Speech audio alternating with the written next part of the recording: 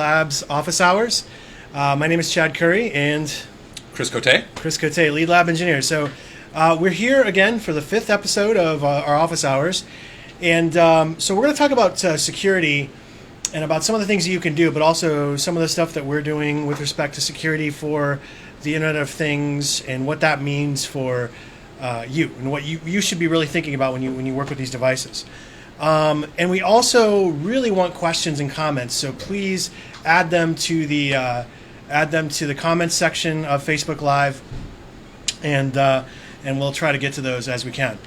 And the first thing I want to do though is talk about and remind you about annual booth 208. So that's our residential materials booth we'll have near the NAR Pavilion booth and Realtor Pavilion area. But we're also having a commercial booth as well. And one of the things we're going to have at the booth are these three little bad boys. Chris is modeling the patriotic red, white, and blue. I have for my little daughter Ellis and my wife Julia, pink and black.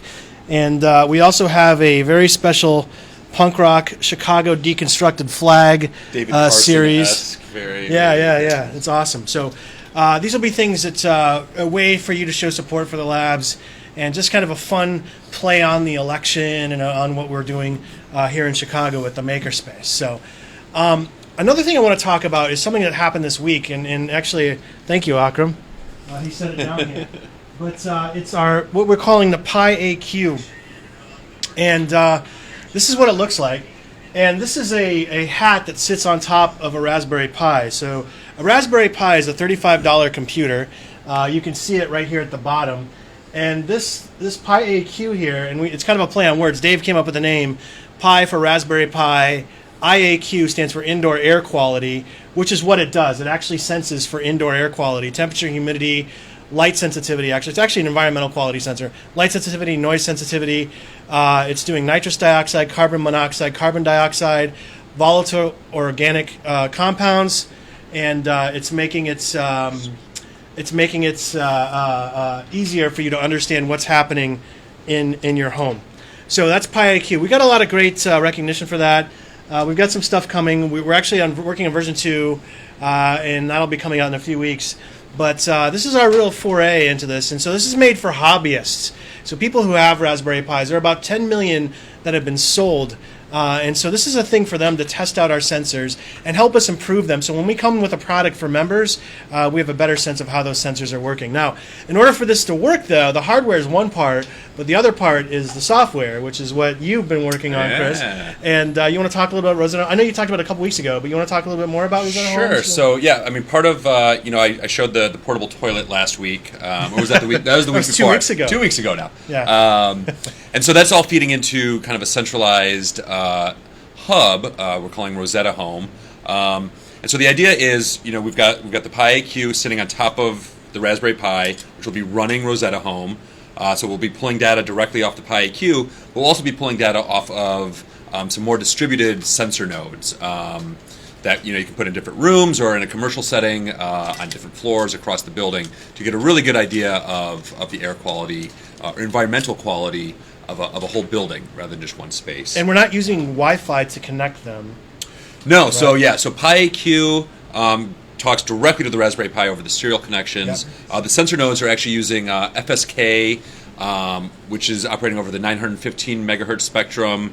It's encrypted, 128-bit encryption, pre-shared key style. So, and that's what we're going to talk about a little bit is encryption and what that means for the security. But the other thing about that too is we can have what did we say, Akram? About 255 devices connected to this. So one of these Raspberry Pis with this on it, and that radio can be connected to 255, which is more than enough for your house, I think. And that's a limitation of the network protocol itself, not the hardware or anything like that. But that's plenty. If you need, big buildings. If you need more, you can have multiple Raspberry Pis. Exactly right. Yeah, that's the point. So like your home, that's more than enough for your home. Should be plenty. You should have plenty. We should talk to Mark. He's got. Who knows about that? So let's talk about security now. This past week, there was an article that went out about how some of these cameras and other devices that have been called smart cameras that are more like security cameras were part of a DDoS attack. Denial of service, essentially, is what that is, where they use these as bots and send a bunch of traffic to a website to bring it down. And a guy named Krebs, who has a site called Krebs on Security, was the focus of that attack, actually. Yeah. And so let's talk about... Gigabytes a second, they were saying. saying. Either 6 gigabytes a second, which is huge. But that right there is a possibility with these devices if not handled correctly. And what happened was those things became bots because they had default security and passwords. Admin, don't ever do that. Don't ever do password. Don't ever use my name as a password. It's 4 letters, very small. So we're going to talk about actually what you can do. So security for smart homes and this technology. We're going to talk about passwords and some password managers that are on markets. We think password managers are actually a good idea because rather than remembering a bunch of insecure passwords, you can have one strong password that you remember and then use that to have these other passwords for these other sites and devices. Two-factor authentication, what that means, we'll talk a little bit about that. Network configurations and how you should have those, and maybe a guest network for these other devices that are part of your network. Hardware and what hardware-based encryption means, as well as encrypted connections to devices, and our smart home checklist, which we're very proud of. So.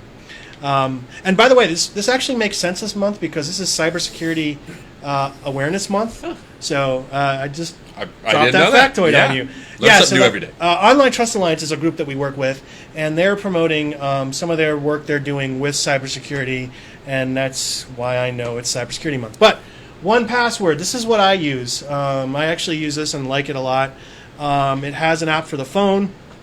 I can use my thumbprint as part of my security for 1Password, but it's a way for me to hold on passwords. Now, here's what it does for me. I have a plugin on my Google Chrome browser, and as I go to a site and I enter my credentials, and if I haven't made 1Password aware of it, it'll say, hey, do you want to add this to your 1Password? I'll say, sure. I enter the password for 1Password. I give a name to the site, and it remembers those credentials for me. And it can remember other things like credit card information if I wanted to do that. I don't.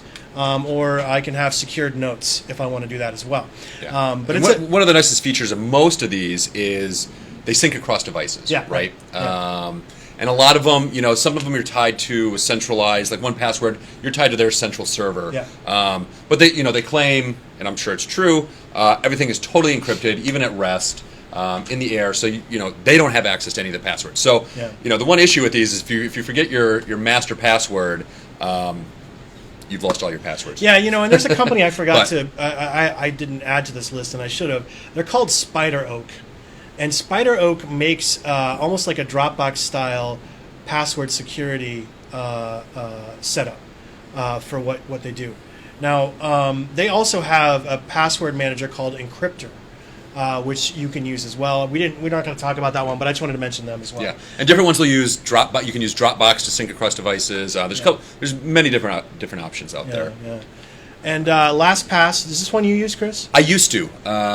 They're not open source anymore. I went with an open source one, but it was a great service. One of the really nice things about LastPass, and I don't know, I haven't really played with the other password managers, is the ability to share a password. So let's say your wife or your girlfriend or significant other needs to check in on the gas bill, right?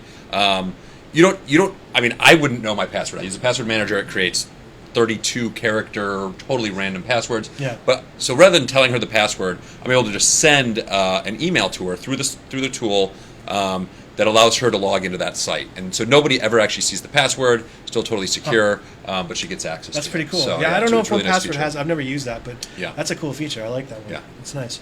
Okay, great. And then there's KeePass, which you use. I use this. It's open source, runs on Linux, Android, Windows. I have a whole syncing scheme that I'm not going to get into right now, but again, using open source. This is only 20 minutes. right, 20 minutes. I'll get into the details. But a secure syncing solution as well. Do you think these are hard to set up, in your opinion? No, very easy to set up.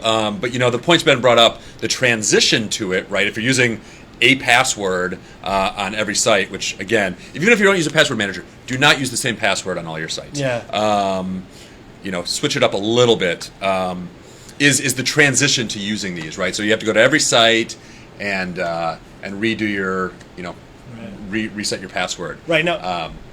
But let's keep going. The nice thing about that is a lot of these sites are offering two-factor authentication now. Oh yeah, but what I want to say too is, does KeePass allow you to generate passwords too? Yeah. Okay. Well, that's the whole thing, right? That's another thing too. Is we should mention that you can actually have passwords generated that use symbols and numbers and characters, or you can mix it up and do longer and shorter. So it offers you options. And I was going to say that's definitely one of the main reasons to use a password manager is the creation of. I think we should make that a highlight. Totally random passwords. Yeah, then that's good. And then now you mentioned two-factor auth, so let's go ahead and talk about that. Right.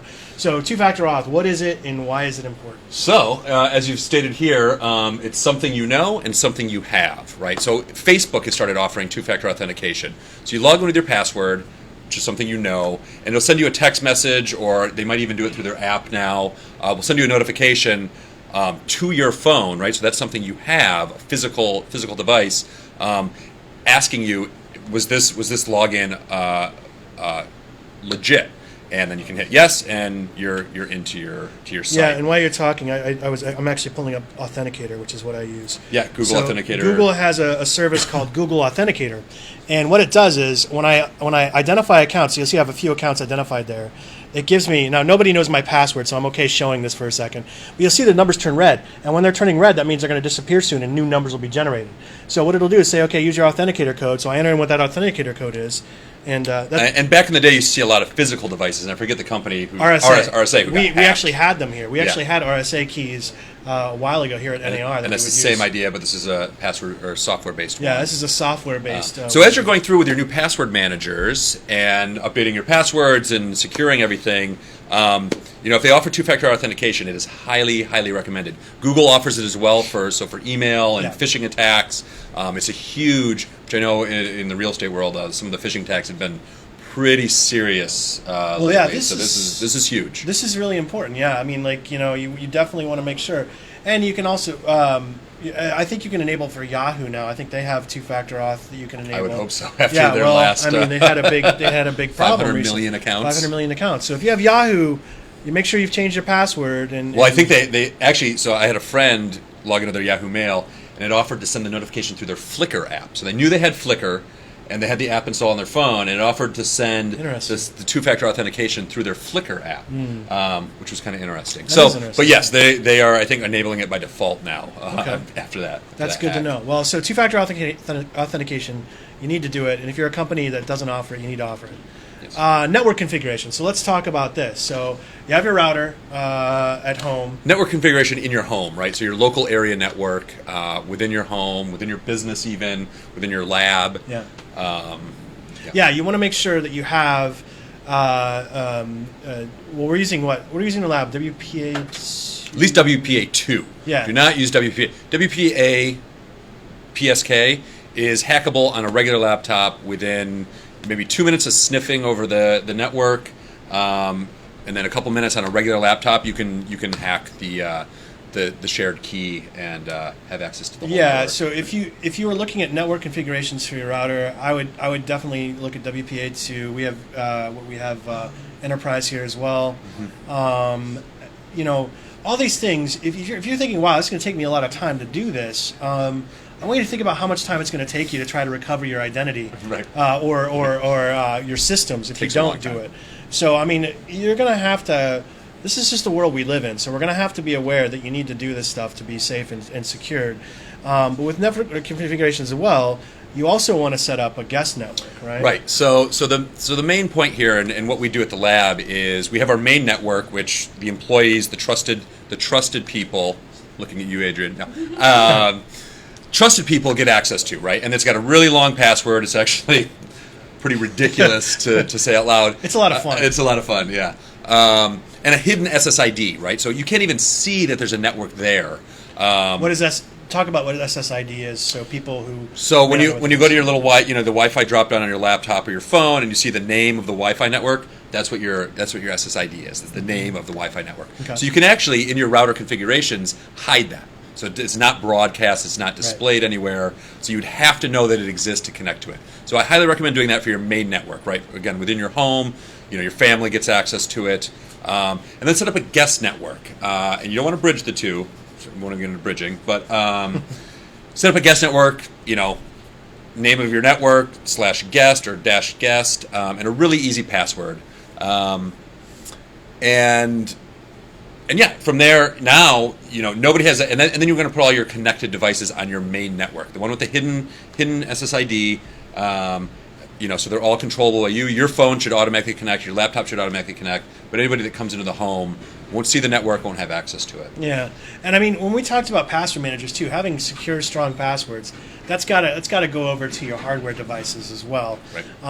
Some of these do come with default passwords, but you gotta be responsible. I mean, it's like if you sell a home and don't change the locks. That's a challenge. And I use my password manager for my passwords for my router, right? Okay. For all that stuff, for the a good Wi-Fi idea. as well. Yeah. We should talk about creating a password too. If you wanted to, if you didn't want to trust one of the password managers to do their configurations, you want to have something you remember for whatever reason. Yeah. What should we do when you create a password? What are some things you can lowercase letter, uppercase number, uppercase letter, a number, several numbers. A special character, meaning an exclamation point, a comma, apostrophe. Yeah. And now if you're at a banking site and they don't allow certain characters, change banks immediately. Yeah, I mean, So that's a thing too. Is if you see your bank says, "Hey," or a max character limit. Yeah. Minimum is good. Maximum of 12 characters. No. I would talk to your bank about that, and if it's a big bank. As Chris says, definitely move on because that really tells you they're not taking security into consideration. It's important to have the ability to make the password as configurable as you need, as large, as big as possible. Yeah. But if you, for whatever reason, wanted to have one you could remember, lyrics from songs are things you can do. A line of poetry. You could do. I used one as an example yesterday. The Beatles' revolution. You say you want a revolution, right? YSYWAR, and maybe make revolution a capital R, add the year that you want for the song was released or whatever, and some characters, exclamation point, right? Whatever. Bang. But that's and please don't use that one now that I've said it on Facebook Live. But anyway, that's what you can do, and so that's part of guest networks. Yeah, guest networks are important. So anyway, please do that. Hardware. Okay, so let's talk about what hardware can do.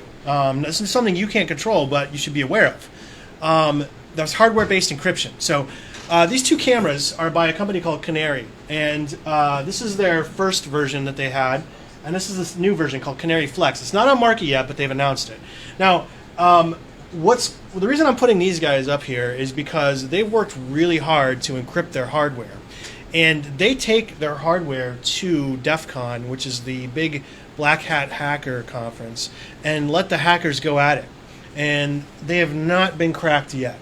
And it's because of the way they do encryption on the hardware as well as their software and how they work. So, Chris, why is this important? So they're using hardware-based encryption, right? So you can do encryption in software, right? It's just a bunch of math. They've actually, and Apple HomeKit is doing a similar thing, which is probably one of the main reasons some of the products have been slow to release, is they're requiring hardware-based encryption, which is a CPU, a chip, dedicated to encryption. So one, it relieves your main CPU of doing other tasks, but it also allows you to get much stronger encryption. So rather than 128-bit, which is what you see on a lot of like the smaller IoT devices, they're able to do 256 AES, is it, or something like that, which is extremely strong and would take several supercomputers several years to crack. So it's pretty good. Okay. Okay, great. And then HomeKit is also a product there. And encrypted connections are important as well. So you want to talk about that? So a lot of the devices in your home, you're going to talk to directly over your network, right? You might not go through their cloud, although obviously an encrypted connection to the cloud is very important as well. But you want to make sure, so like the Chromecast, which, well, I don't think we're using it here, but Chromecast, even within your local network, is using an encrypted certificate-based connection. So again, you want to check on the devices and make sure they're encrypting all data back and forth. Okay, great. And our smart home checklist, you want to make sure you download that. You can go to crtlabs.org. On the right side, we have our quick links. get at it and use that when you do a closing, okay? We talk about this a lot. We're going to net web app for this. We'll have it sometime. Yeah. Demo for annual. That's the goal. All right, so questions. Any questions, Adrian? Okay, so please add your questions. We'll take questions for next week, too. So if you don't have questions, by all means, get those in. And one of us is usually on Facebook, so we'll answer them even after the fact. Yeah, and just connect with we us. like you guys so much. Yeah, absolutely. Connect with us on CRTLabs or CRTLabs.org, and we'd love to have questions and your feedback on how we're doing, and let us know what you have run into out in the field. We appreciate it. Thank you so much for this week. We'll see you next week where we'll talk more about PyAQ. And remember, support CRT Labs. Thank you so much.